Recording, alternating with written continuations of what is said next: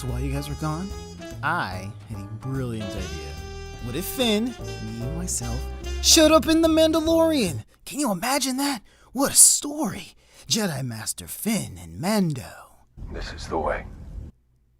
And then I realized the entire The Mandalorian story takes place 2 years before I was even born. So, there's a bit of an issue there, I think. Being unborn. Bit of a wrinkle. Yeah. Sad times.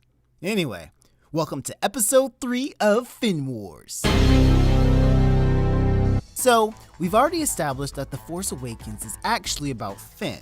About me. So let's play with this a little, shall we? Finn's Force powers awaken, but he has no idea what it is, why it is, or what's happening. Kylo detects a bit of something, but he's not too bright, so he doesn't figure it out. Seriously, what's with this guy? Look at this right here. What is this? Anywho, so everything happens basically the same, and then we get to Maz with Han and Rey. This is where my story went left. Why would a renegade trooper with unlocked Force abilities who freed a prisoner, stole a ship, faked an identity, and joined up with two of the most renowned Empire crunchers in the galaxy suddenly run away like a little bantha in need of feeding? That's not Finn at all. So how about this? My slowly growing Force powers detected a shimmer in the Force. Something out of time.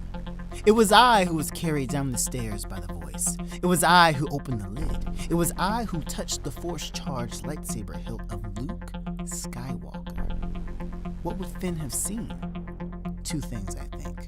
One, all the beings in the galaxy suffering as a result of no Jedi Order. Just because they messed up badly doesn't mean they weren't needed. Oh, and there would be special emphasis on a particular gambling planet with enslaved kids. Because obviously, if we're going to choose to free enslaved animals or enslaved people, we're going to choose enslaved people to free. You know what I'm saying?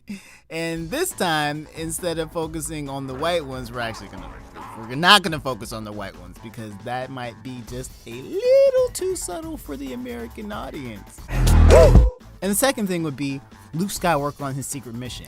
You heard me. Luke Skywalker ain't no quitter.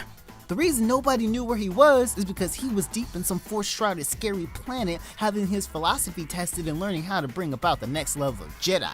That's the Luke I believe in. Someone always fighting, even if it's reckless. How come he didn't know about Snoke or how bad Kylo had gotten or the surprisingly creative and inventive resurrection of Palpatine as a threat to the galaxy with a Skywalker descendant by his side? He couldn't sense it. Finn runs upstairs, shows the saber to Rey, and when they touch it at the same time, the whole palace shakes with explosive Force energy. Maz smiles, and we make the teams. Han, Chewie, and I were going after the enslaved kids. Rey and Maz were going after Luke. I, of course, would keep the lightsaber. How cool a tale would that have been? And that's just one idea of what they could have done with me. Trust, I've got plenty more. Until next time, friends, Finn loves ya, and may the Force be with you.